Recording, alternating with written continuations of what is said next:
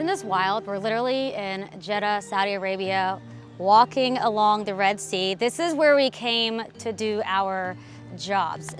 How surreal is this for you? It's pretty surreal, Kayla. I've been here a few times, but you never get used to it. It's so beautiful over here. The fans are amazing. It's nice to be back. Being here is wonderful. I'm very happy to be here. And I think it's always really special. I know for the superstars especially, when we get to travel around the world, be in front of the international fans. We were just in France a month or so ago. The fans were singing your song. What is that like for you?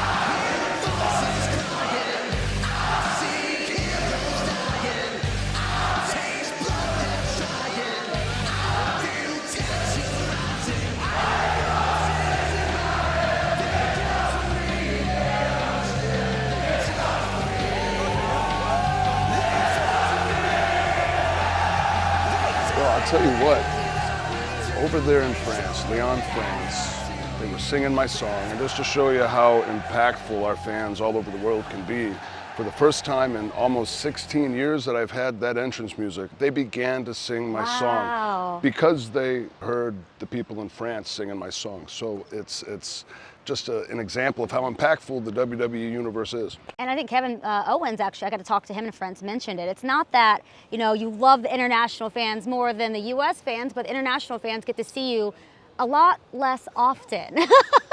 And so it's really cool to see how they're kind of, you know, making an impact on our fans over in the US, and now they're kind of taking on that same kind of feel and response. It's contagious. It really is. And I feel like the WWE right now, and especially just each show, you can tell there's just an energy that hasn't been present really until this era. You have wrestled in Saudi Arabia a few times, so I gotta ask, how are you feeling going into this one?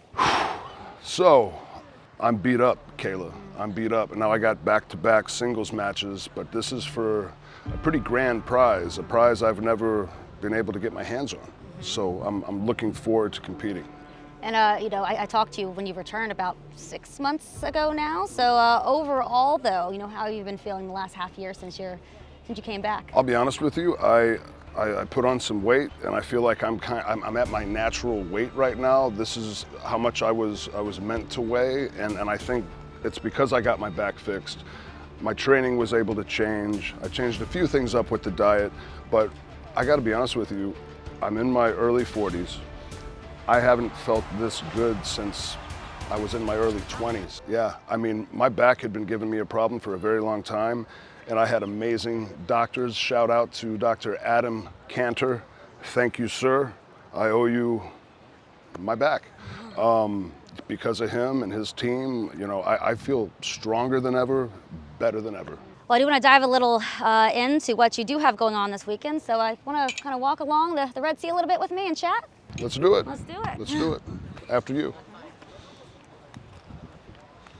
So someone I want to talk about a little bit with you is Kevin Owens. I think I mentioned I got to hang out with him in France a little bit since he speaks French, and he spoke very highly of you, clearly admires you so much. But I want to hear from you kind of, you know, your bond with him and where this stemmed from. He referred to you as a locker room leader. Oh, that's very kind of KO. I think I like the guy because I see myself in him a little bit. You know, he's made mistakes in the past, you know, made the wrong decision in the past, even stepped on a few toes to get where he's at, as have I. But I also see a man who's happily married, loves his kids. He talks about his family constantly, and I feel like the older I've gotten, the more mature I've gotten, the more I've realized how important family is. So we have that common bond.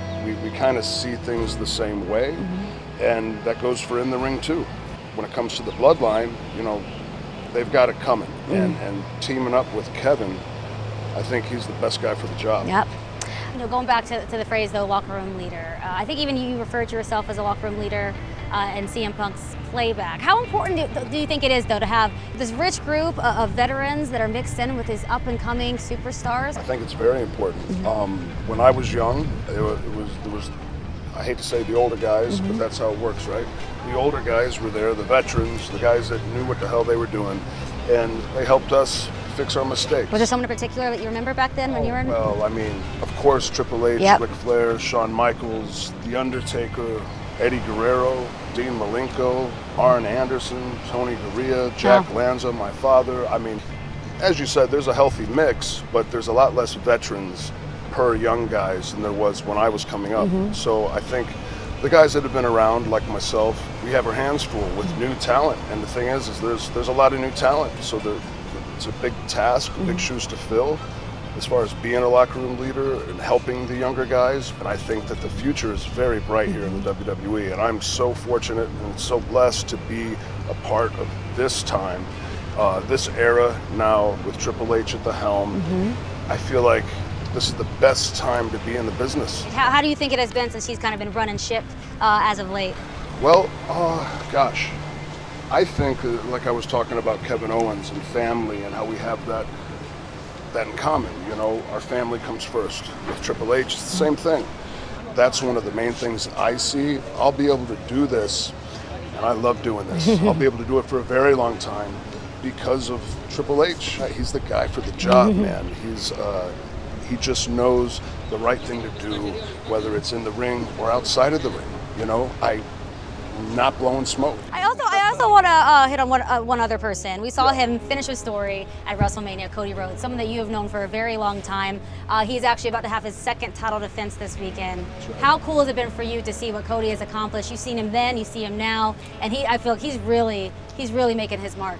Yeah, I saw a tweet that I posted about 10, 12 years ago, and it just simply said, you know, Cody Rhodes, you know, you watch out for this kid. He's going to be a world champion one day.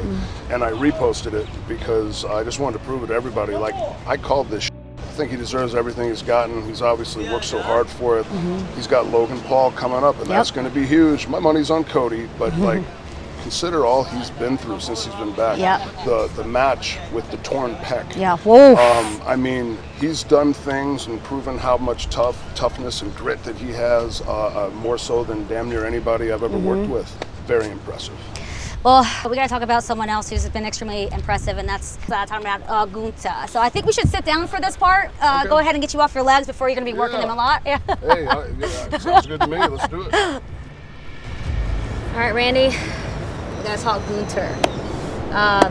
I'm sure you've been keeping a close eye on him for a while. Very impressive superstar since he arrived in WWE. Is this a match that maybe you've earmarked, had your eye on for a little bit? I had kind of a list on the inside of my head, guys that I wanted to wrestle in that ring. And Gunther, I wouldn't say he was at the top of the list. I had some warming up to do before I got to him. You know what I mean? But I'm feeling better than ever, and I feel like now's the time. When I first came back at War Games, Survivor Series, I was just coming back after 18 months out. I had to dip my toe in the water and slowly kind of just get used to being in the ring, and that takes some time for me. But now, Kayla, after 6 months, like, I'm ready for someone like Gunther. The thing is I don't know if anyone has his ability because he is one of a kind.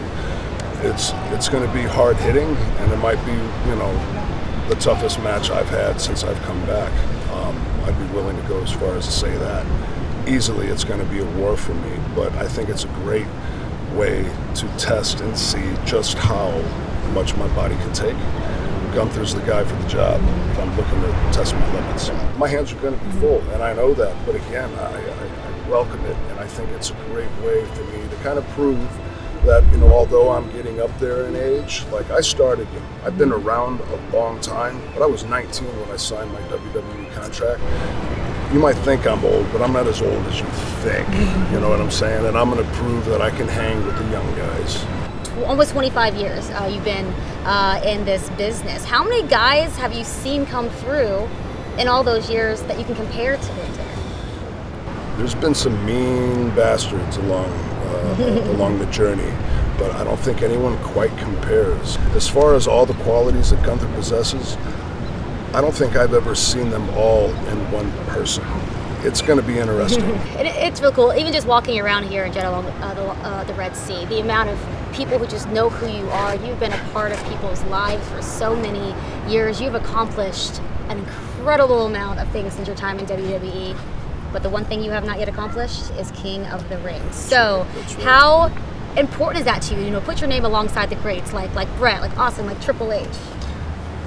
I want that crown, Kayla. You know, I think it would look real nice in my office next to all my other championships. I haven't been King of the Ring before, and I'm looking to become King of the Ring. Simple as that. Well, I think I speak for a lot of people when I say we all hope that for you as well. We hope you board the plane on the way back home as King Randy Orton.